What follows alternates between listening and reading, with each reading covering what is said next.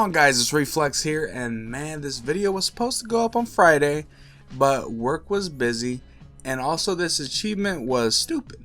And what I mean by this is that I had one more achievement to do, and it lined up perfectly. Now, don't get me wrong, I did manage to do the achievement right before Modern Warfare dropped. Like, I lined it up so perfectly that I was actually able to play it 1 hour before I went to work, but that kind of fell short too, because of the fact that the servers were down like that whole entire hour. But besides that, I was planning on doing a whole live commentary, like live reaction to me platinum the game and everything, and talking about how I like the game and all that.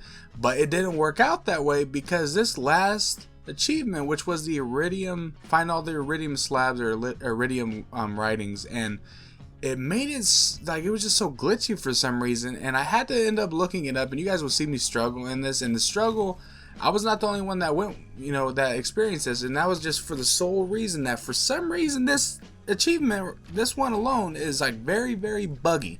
And it's like you find all the writings, well, at least you think you do. You go through every single planet, you find all the writings, and the counter is counting them up, and I don't know what's going on with the counter. Like, is it counting more than it should?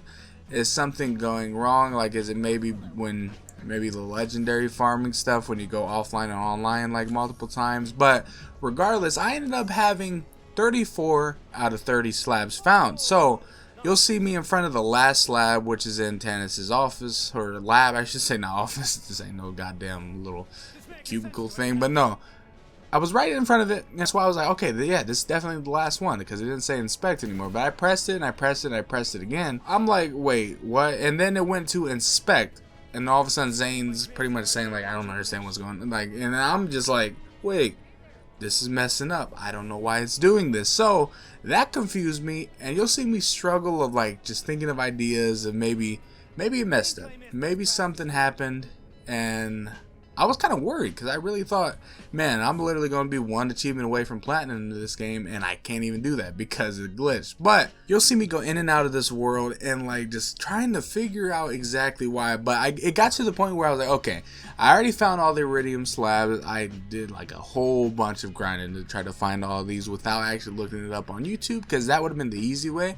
But I decided to look it up anyways, just finding the last one and all that. And evidently a lot of people had difficulties with this. It wasn't just me. Some people had 34 out of 30 found, some people had 39, and some people had 40. That was like the three main numbers that people would be stuck at, and it still wouldn't give them the achievement. And basically what people were saying is that for some reason the counter would mess up, and I still didn't get a direct reason as to why, but the counter would mess up, and what you'd have to do is actually go planet by planet, area by area, to look to make sure you have every single iridium writing in each area. So you have to do a lot of grinding in that, and that's what happens with some games. But for this one, I put over 100 hours on my main character, and I've only done one character. Other people I know have, one character, two characters, three characters already, and they still don't have all the achievements because they're not going for it. But what I did was I just main Zane. I played as Zane from the beginning, and why I did that was just because I really enjoyed Zane. Even when I saw the reveal trailer, I was like, oh, this man's kind of cool. I like the way he's just wrecking people, and this Digiclone was cool. Now, I didn't use the Digiclone, which kind of sucked, but that's the thing. The Digiclone's ass. I can't figure out a good build with it, so if you guys do have a good build with Zane, let me know. But I can't figure it out. And I'm not good at making builds. I'm good at just stealing builds, And the only build that I seen was the Sentinel and the Barrier, which those two melt everything, and I love it.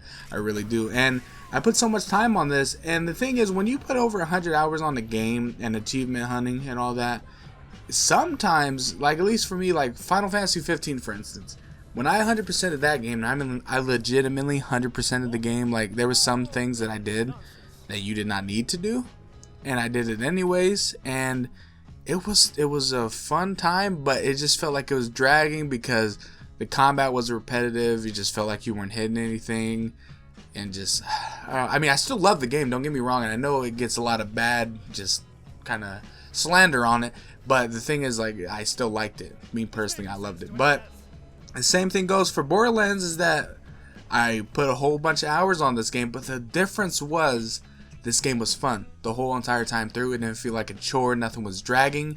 Given I didn't put like a whole bunch of hours every single day, it did take me about, I would say, a month and 4 days to actually platinum this game. I've seen some people do it in like 5 days, and I'm like, okay, Jesus Christ, how are you not bored of the game? But you know, those people do it for their profession, so obviously at that point it might be fun at that point. But for me, it took me about a month, but every single hour that I put on this game was extremely fun, and I loved every minute of it. And I mean, I didn't think, like, when I was going for achievements, I was like, I was never like that, except for the iridium one, because I was like, just, why is it failing me? Because I did think that I wasn't going to be able to platinum the game for the sole reason that it was glitched, but luckily people were going through the same thing, and I was able to find a solution for it. But yeah, getting the platinum for this game just did not feel like a chore, and it was fun the whole entire time through. Now I'm about to get into spoilers.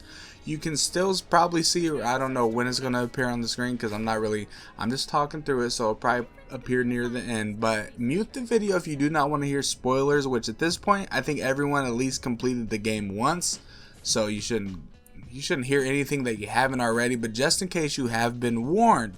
But let's get right into it. Now this game, I heard some gripes about the story's writing, for instance, which I didn't really agree with, because I felt like the game, you know, we all knew what we were getting into because it's a Borderlands game. I'm not saying that that's an excuse for poor writing, but I don't feel like Borderlands was any different than what it always has been, in my opinion at least, because I think what really got people, it wasn't the writing, but that's what they blamed it on. Now I could be wrong, everyone got their opinions, but this is my opinion. I think what really got people was the characters that we got introduced to. That was really the main focus of the story. You got Ava, which in my theory is going to be the next Siren of Borderlands. I might even think she could be a DLC character in the future, kind of like how Gage and Krieg was. But I think that was a lot of the people's gripes about it. But then you have the Calypsos. The Calypsos were the main characters, and they were the last main character besides Handsome Jack. They were the main villain. And the thing is, following Handsome Jack is like the toughest shoes to fill, because Handsome Jack is arguably the greatest villain to grace a video game. And I know that's a hot take. People might not agree, but I really think that Handsome Jack is one of the greatest villains ever. And to follow up with the Calypsos, it's obviously going to be different. It's going to be harder, because everyone was wanting Handsome Jack in some way, shape, or form, but it's just not possible. He's gone. You know, that was the thing. Sometimes they can bring back villains, but in this case they don't, because his storyline is finished. It extended in pre-sequel. Well, I should say it kind of rewinded in pre-sequel, but then it extended in Tales of the Borderlands with his whole AI and Reese's head, I guess, or whatever you want to say, because I didn't pay attention to Tales of the Borderlands. But then also you could say that he even lived on in Borderlands 3 with that one mission you got, as well as the what was it, Handsome Jackhammer, which is a great SMG in my opinion. It goes great with my build of Zane. But you know, with the Calypsos, people just didn't like how they were written and all that, because they were a little bit like, you know, obviously they were more parodying like a YouTuber or a streamer, such like that. And you know, I get it.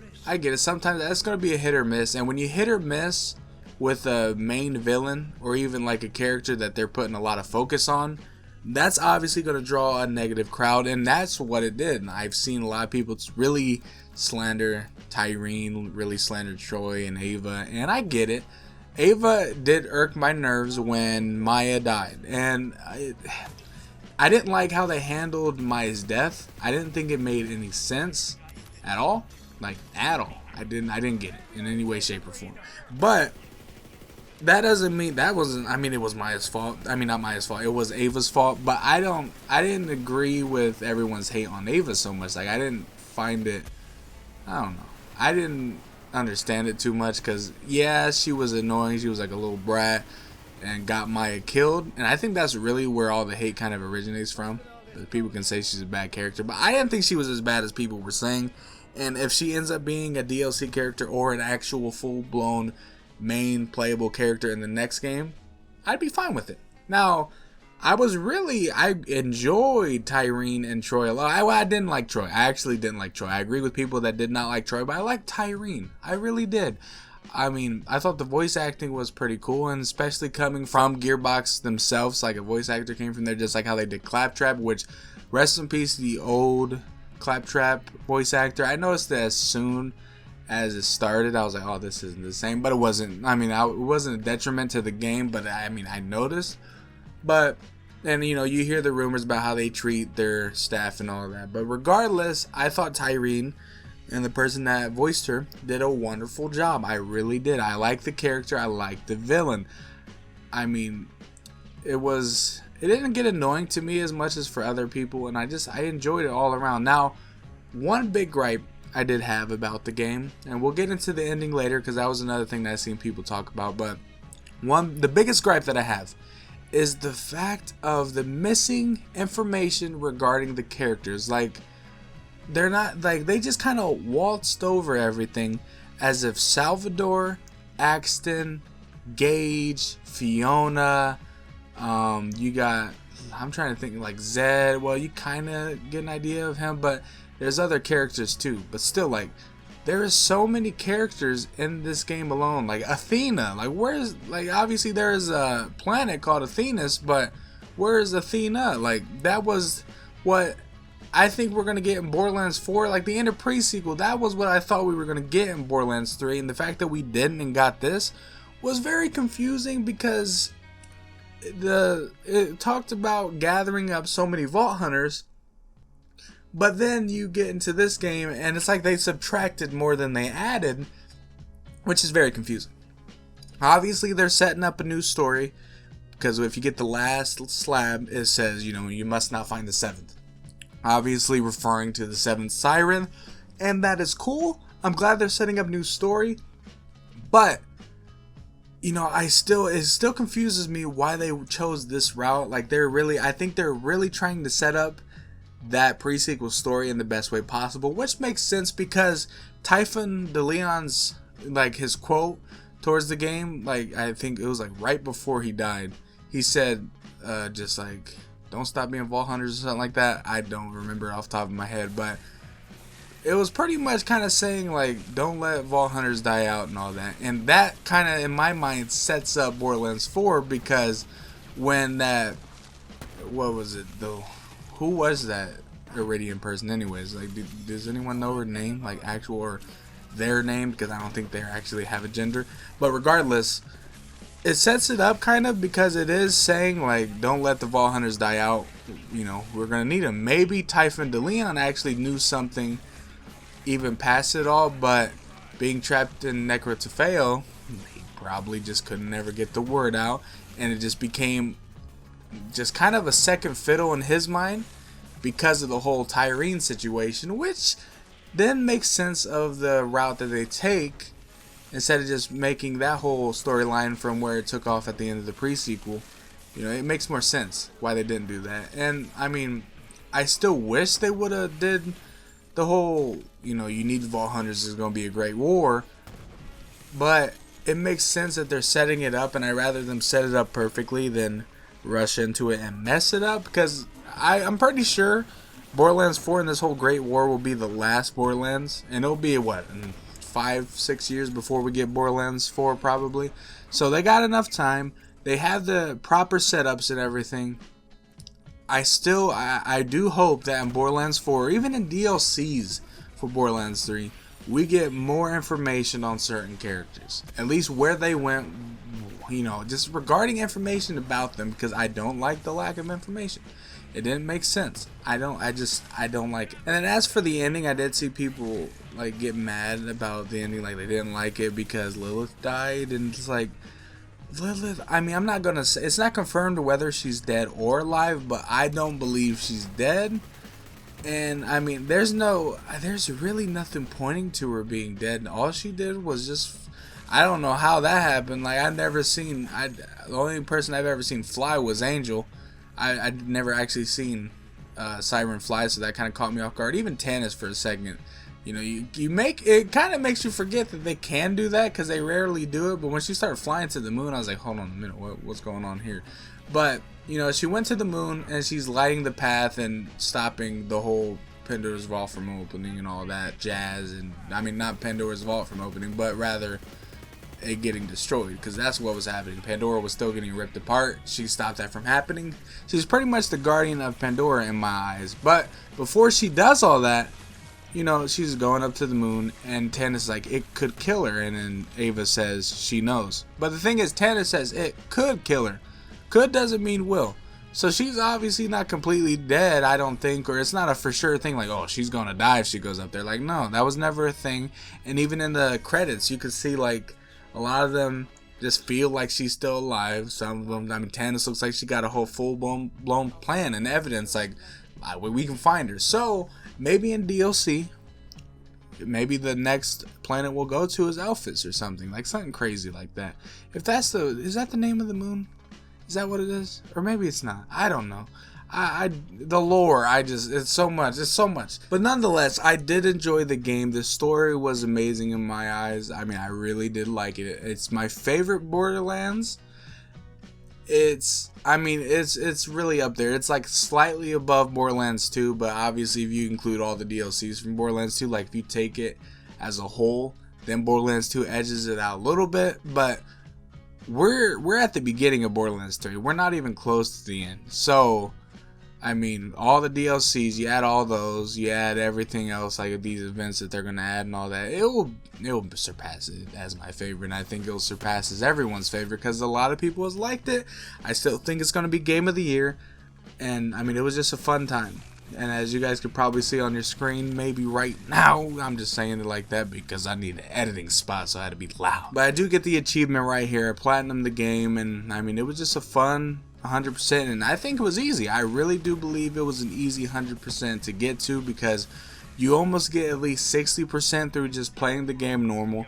You get through about 70% just kind of paying a little bit more attention to stuff, just going through your True Vault Hunter mode journey, and then the end game is even more easier just because you got all the side quests, and if you put them on Mayhem Mode 3, then the game just feels, the side quests feel more like something, you know, and there isn't any really boring side quests. I mean, yeah, I'm thinking about it, like, there's no boring side quests. I mean, there was a lot of them, so obviously I'm probably missing one that was stupid, but I thought they were all pretty good. But all the achievements, obviously the Iridium slab needs to be reworked. Like, if you haven't got that achievement, don't worry. It's probably just the game screwing you over, so just check every single planet, every area, and you'll probably find them all. It'll be specific. I didn't even know you could do that. I didn't know you could check that, but it sure did help after I seen them do that. But like I said, fun game, 9.5 out of 10. My game of the year for 2019, easy. I mean, I honestly think it wins free unless Death Stranding blows everyone out of the water. But regardless, hopefully you guys did enjoy this video. If you did, leave a like, subscribe, and you guys know the drill. I will see you guys later. You know now all that I know. This was an epitaph, not for myself, but for the world I knew. I have brought ruin to the Sirens, murdered the Iridians, and imprisoned a primordial force of the universe. Perhaps I have earned your hatred, or your sympathy. But that is not why I write these words. I have told you the truth, no matter its hard edges. Before I can put my fractured mind to rest, I must pass one more warning. You must never find the Seven.